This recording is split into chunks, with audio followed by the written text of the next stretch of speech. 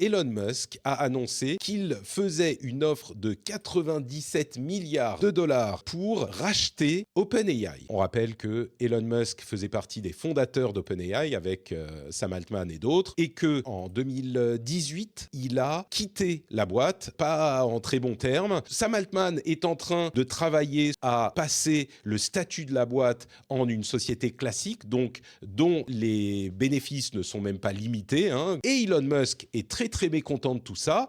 Il essaye depuis des mois de bloquer cette transition, de mettre des bâtons dans les roues de Sam Altman. Et donc là, hier, surprise, 97 milliards pour racheter la boîte. Et donc la question, évidemment, est-ce que ça pourrait marcher ? Et la réponse, c'est... Alors, ma bonne dame, on ne peut C'est que compliqué. spéculer, mais moi, je peux spéculer. Évidemment, ça rappelle les débuts de Twitter, où le rachat de Exactement. Twitter a commencé avec un tweet absurde d'Elon Musk qui disait « est-ce que je dois racheter Twitter ?» Et puis finalement, non, mais oui, mais non, mais le board de Twitter a forcé Elon Musk à racheter ça, on l'a peut-être oublié. Donc là, est-ce que ça va se passer comme ça ? On ne sait pas, mais les éléments qu'on a, moi, j'en retiens 3. D'une part, il y a Sam Altman, qui est une personnalité absolument clé de toute cette histoire. Il est au board de l'organisation à but non lucratif, et au board, je crois qu'il n'y a que des alliés, ou presque que des alliés.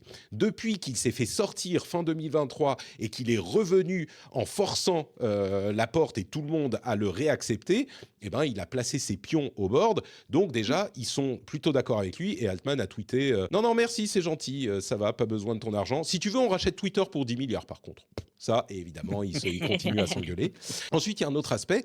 On a, à ce stade, pour OpenAI, une valeur boursière théorique, hein, puisqu'elle n'est pas cotée en bourse, mais c'est une société privée, mais une valeur boursière d'environ 150 milliards de dollars. Et puis surtout, il y a un deal qui arrive dans les mois qui viennent, a priori, avec SoftBank, qui investirait 40 milliards, du coup, qui deviendrait un plus gros actionnaire que Microsoft, qui, à ce stade, a 49% de la filiale. Et ça valoriserait la société à 300 milliards. 300 milliards, c'est encore plus que 97 milliards. Donc déjà, il y a cet aspect financier. Mais j'ai l'impression que c'est quand même très, très compliqué pour Musk de faire aboutir ce rachat. Qu'est-ce qu'il cherche là-dedans, en fait ?